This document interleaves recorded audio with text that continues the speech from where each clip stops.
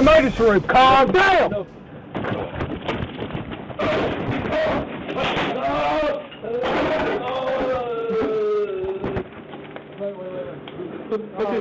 move. Stay down! Stay down. You understand? Every time you get up. The so-called war on cops has been making national headlines for over a year now, sparked by the high-profile shooting of Michael Brown in Ferguson, Missouri.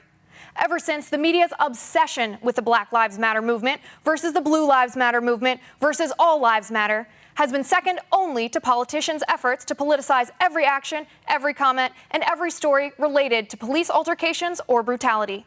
Now, a case from 2013 has been thrust back into the limelight after newly released footage shows a Virginia man reportedly being tased over 20 times in the space of 30 minutes. Here with me today to discuss this case and the war on cops as a whole is former violent crimes detective and current forensic criminologist, Dr. Ron Martinelli. Dr. Ron Martinelli, welcome to the show. Well, thanks so much. Now let's talk about the facts of this video. Let's talk about what actually happened. So what it seemed is there was an altercation with between the police officers and the suspect as they were driving him to the hospital. That part we didn't see on camera. Then he appears to have run away, and then back on camera we see the tasing. Is that correct? That's pretty much what the video shows, but there's obviously more to the story.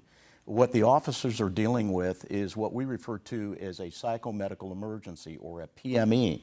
What we have is the individual is under the influence of cocaine. He's become delirious, he's become agitated and chaotic. So officers are trained that this is a serious medical emergency that requires police intervention and medical intervention as soon as possible. We find that a lot of people that are involved in PMEs that have this type of profile can die. Now, is tasing this amount of times, is that dangerous to the suspect's health? Could that potentially kill him? Well, normally a taser, and always actually, a taser is referred to as a less lethal weapon. Picture it, Liz, as a gun, a computer that fires electricity that's shaped like a gun. But the weapon, the taser, does not produce amperage. What it does is produce a lot of voltage. Now, voltage is not what is deadly necessarily, but a lot of voltage,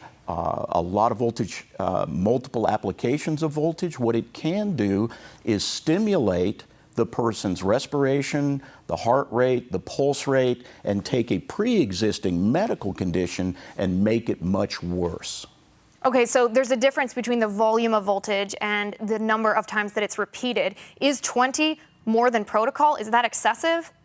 Well, it depends on the circumstances, but in a case like this, it's not a good idea at all to continuously or repetitively tase someone who's already might be struggling or has any heart problems or is already under the influence of stimulants such as cocaine, and that's my understanding of what the autopsy report shows. And is that what this investigation is about, whether it was this potentially excessive number of tases with a stun gun or what actually caused the death? Well, the ME, or the medical examiner, does causes of death. Now, I'm not a physician, but I am a certified medical investigator. And so I look at these things all the time. I have several of these on my caseloads. PMEs, or psychomedical emergencies, are extremely dangerous. They're very challenging for police officers to handle.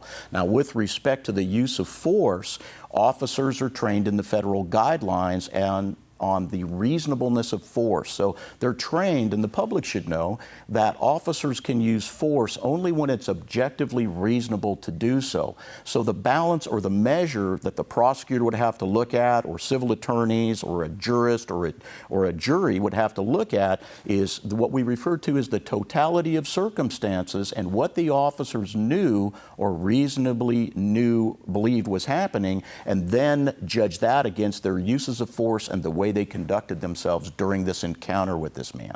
Now, I'm glad you brought this up because I wanted to talk about the procedure, how law enforcement differentiate between needing to use lesser force, such as a stun gun, or needing to use deadly force, such as a gun. Can you tell us what you know about how they differentiate that on the spot, in the moment, in those situations? Well, sure. First of all, people need to understand that officers are not obstructed or mandated from using the least intrusive amount of force. They can go all the way up from verbal to deadly force very quickly, but depending on the circumstances. So the key issue is, what are the circumstances? What are the forensic facts and circumstances that would be into what we refer to as the calculus or the consideration of the officers with respect to, number one, whether they use force or not, and if they do use force, how much force is objectively reasonable? What is that person doing? And they balance that against the safety of other people, the safety of the officers, but they also need to balance that, unless it's a deadly force consideration, against creating too much harm to the individual that they're trying to subdue.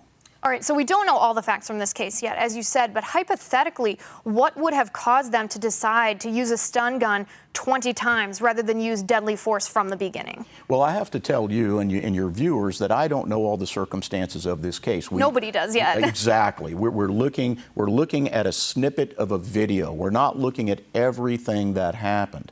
But what happens when officers use electronic weapons is, a lot of the times they don't understand really the dynamics of that weapon and what the psychological and physiological effects are of an individual that is under the influence of electronic energy, which we referred to as load. You'll notice that the officers are yelling at him to turn over on his stomach, to do this, to do that, but at the same time you have to understand that you're dealing with a person who's agitated, chaotic, and delirious, and may not even comprehend adequately what the officer is asking him to do. And of course, the officer is using the taser for behavioral modification. What do we mean by that? The officer is giving an order and he expects immediate compliance. So the question is a person in that state of mind able to comprehend and actually comply with what the officer wants him to do?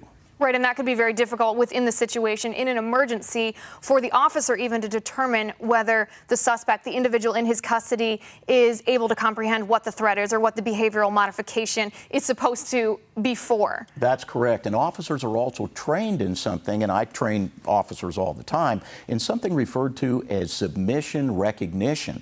What does that mean? That means that the officers need to take a look at this person, they've given them an instruction, they've given them an order, and they need to determine, number one, is that person understanding what they're saying? Number two, is the person complying? Or are they intentionally resisting? And when you're using electronic energy, you have to be very careful, because I don't know if you've ever stuck your finger in a light socket by accident. I've tried not to. Okay, but I know I've been tased over 20 times in research and everything, and I don't even know my own name when I'm being tased. So now we're talking about introducing electronic energy into an individual who's already under the influence of cocaine. The officers know he's delirious, they know he's agitated, they know he's chaotic, and they know he's acting crazy. What are they going to do?